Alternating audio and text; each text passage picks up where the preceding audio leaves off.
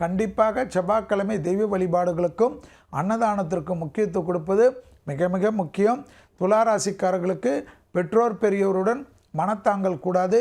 பெற்றோர் பெரியோருடன் அரவணைத்து கொள்வதும் பெற்றோர் பெரியோருடன் கலந்துரையாடல் தினமும் வைத்துக்கொள்வதும், தொலைதூரத்தில் இருந்தாலும் பெற்றோர் பெரியோருடன் வீடியோ காலில் பேசுவது மிக மிக முக்கியம்.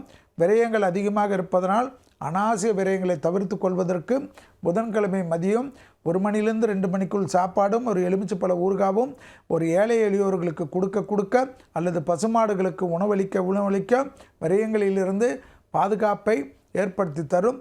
தொழில், சுபகாரியங்கள், எடுத்த காரியங்கள், பிள்ளைகள் அனுகூலம், பிள்ளைகளுடைய படிப்பு, உத்தியோகம், தொழில், வியாபாரம், கணவன் மனைவிக்கு உண்டான பிரச்சனைகள் நிவர்த்தி, கணவன் மனைவிக்கு ரொம்ப நாட்களுக்கு பிறகு பயணங்கள் மேற்கொள்வது, ஆன்மீகத்திற்கு உண்டான விஷயங்களை பற்றி பேசுவது, மகான்கள் தரிசனம் ஏற்படுவது, வேற்றுமொழி மனிதர்களால் அதிகம் ஆதாயம் பெறக்கூடிய ராசிக்காரர்கள், வண்டி வாகன மாற்றங்கள், தொழில் அமைப்பில் மாற்றங்கள், எடுத்த காரியத்தில் ஜெயம், வங்கிகளில் கடன்களை எதிர்பார்த்து காத்து கொண்டிருந்த துளாராசிக்காரர்களுக்கு வங்கி அதிகாரிகளை கூப்பிட்டு உங்களுக்கு லோன் சாங்ஷன் என்ற சந்தோஷத்தை சொல்வது, பழைய கடன்களை பைசல் செய்வதற்குண்டான உங்கள் முயற்சி வெற்றி திருவினை ஏற்படுவது, குடும்பத்தில் புது வரவுகளுக்கு வரக்கூடிய நல்ல செய்திகள் உங்களுக்கோ அல்லது குடும்பத்தாருக்கோ ஏற்படக்கூடிய பிராப்தம் ஏற்படுவது, துளாராசிக்காரர்கள் இருக்கக்கூடிய வீட்டில் சுபகாரிய தடைகள், அஷ்டலட்சுமி கடாட்ச தடைகள், இன்டீரியர் வாங்குவது, நிலம் வாங்குவது, வீடு வாங்குவது, வண்டி வாங்குவது போன்ற விஷயங்களுடைய தடைகளெல்லாம்